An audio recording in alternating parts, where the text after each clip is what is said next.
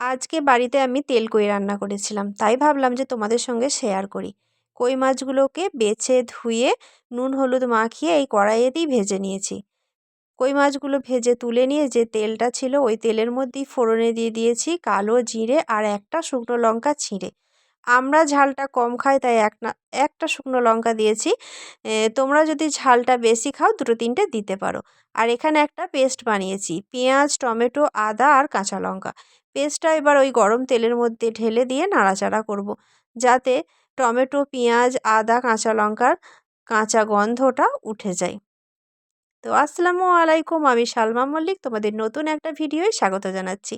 যে যেখান থেকে আমার ভিডিও বা ব্লগগুলো দেখো আশা করি সবাই খুব ভালো আছো, সুস্থ আছো।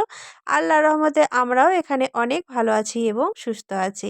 আজকে সোমবার 15ই ডিসেম্বর আর দুপুর এখন হচ্ছে ওই 4টে বাজতে 15 মিনিট বাকি। এখন আমি ভিডিওটা এডিট করছি। তো চলো, এখানে তো মশলার কাঁচা গন্ধটা যেটা পেঁয়াজ, আদা, টমেটোর ওটা উঠে গেছে। এবার গুঁড়ো মশলাগুলো দিয়ে দিচ্ছি। একটু নুন দিয়েছি, লঙ্কার গুঁড়ো দিয়েছি, হলুদের গুঁড়ো, জিরের গুঁড়ো আর ধনের গুঁড়ো। সমস্ত কিছু এবার আবারও ভালো করে নাড়াচাড়া করব, কারণ মশলারও তো একটা কাঁচা গন্ধ আছে, সেটা যাতে উঠে যায়।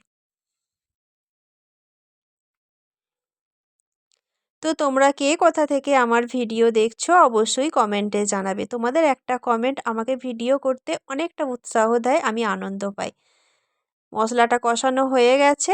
এবার ওই যার মধ্যে আমি মশলাটা মানে পেঁয়াজ, আদা, টমেটো পেস্ট করেছিলাম ওটাই ধুয়ে এবার পানিটা দিয়ে দিলাম। পানি দিয়ে আবারও কিছুক্ষণ কষাবো মশলাটা।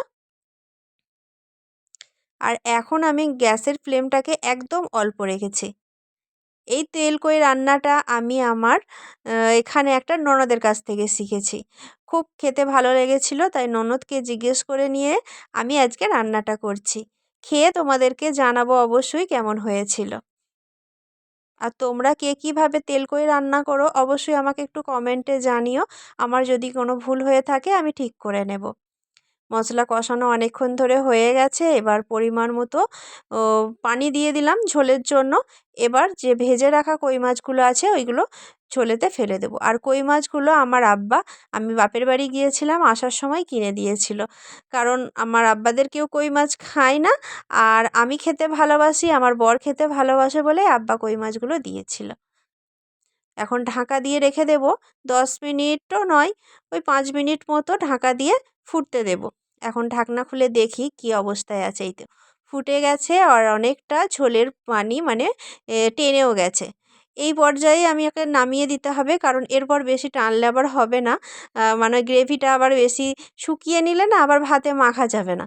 তো চলো, হ্যাঁ, আর উপর থেকে একটু কাঁচা সর্ষের তেলও দিয়ে দিয়েছিলাম। এই দেখো আমি নিয়ে নিয়েছি। তো খেতে তো খুবই টেস্ট হয়েছিল, সবাই বলেছে, ছেলে, মেয়ে, বর, শাশুড়ি। তো তোমাদের কমেন্টে জানাবে কেমন লাগলো ভিডিওটা। খোদা হাফেজ।